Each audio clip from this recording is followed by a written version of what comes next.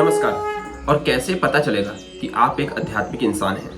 तो आपने नोटिस किया रहेगा कि यूथ की जो रुचि है वो दिन पे दिन बढ़ते ही जा रही है अध्यात्म की ओर। और आध्यात्मिक का मतलब ये नहीं होता कि किसी खास धर्म की पूजा पाठ या रस्मों के सीमित ही रहे। इसका अर्थ होता है खुद को जानना, जीवन का असली अर्थ समझना और भीतर की शांति से जुड़ना। क्योंकि स्पिरिचुअलिटी बाहर से ज्यादा असल में अंदर की यात्रा है। जैसे कि मैं कौन हूँ, ये सिर्फ नाम की बात नहीं है, इसमें बहुत ही गहरा सवाल होता है। मैं क्यों दुखी होता हूँ? सच्ची खुशी कहाँ से आती है? क्या मैं सिर्फ शरीर हूँ या कुछ और भी?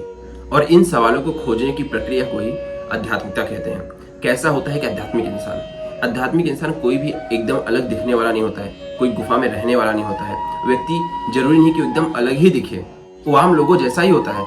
बस जरूरी ये रहता है कि उसकी सोच अलग होती है और उसके अंदर की स्थिति बाकी लोग से अलग होती है। जैसे कि अंदर की शांति, हालात कितने भी खराब हो फिर भी घबराहट नहीं होती है, घबराहट कम होती है, रिएक्ट कम करते हैं, समझते ज्यादा है। दूसरा है दयालु और करुणामय, दूसरों का दर्द समझना और उनको किसी भी बात से जज जल्दी नहीं करना। खुद को देखने वाला, किसी और पे सवाल उठाने से पहले खुद को पहले देखने वाला इंसान ही आध्यात्मिक होता है। साथ में अपनी गलतियां मानने वाला, अपनी भावनाओं को समझने वाला, गुस्सा क्यों आया, जलन क्यों हुई, इन सबको समझने वाला।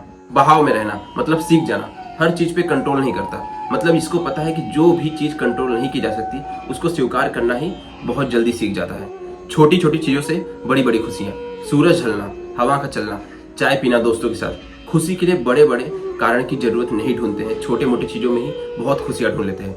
अहंकार कम होता है, मैं ही सही हूँ, ये वाली जिद बहुत कम होती है। सीखने की भावना बहुत ज्यादा होती है, मुश्किलें इनका गुरु बन जाती हैं। दर्द से भागते नहीं, उससे सीखते हैं। सिर्फ मंदिर जाना, मंत्र की जाप करना, दुनिया को छोड़ देना, हमेशा गंभीर रहना, ये सब रास्ते हो सकते हैं आध्यात्मिक के, जो कि होते भी हैं। यही सब चीजें कुछ न कुछ एक आध पॉइंट होते हैं जो कि एक रास्ता दिखाते हैं आध्यात्मिक की तरफ जाने के।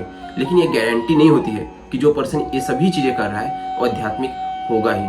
तो असली आध्यात्मिकता कैसी लगती है, कैसी दिखती है? आप कैसे किसी को देख के जज कर लें कि ये पर्सन स्पिरिचुअलिटी से बहुत जुड़ा हुआ है? तो असली आध्यात्मिकता ऐसी होती है कि जब तुम अकेले होते हो फिर भी खाली महसूस नहीं करते हो। तुम दूसरों की खुशी में सच में खुश होते हो, अंदर से भी खुश होते हो और हंसते हो, बहुत हंसते हो। तुम्हारा मन धीरे धीरे शांत होने लगता है। तो समझ जाना तुम अंदर की यात्रा पे हो और तुम भी एक आध्यात्मिक की ओर बढ़ चुके हो।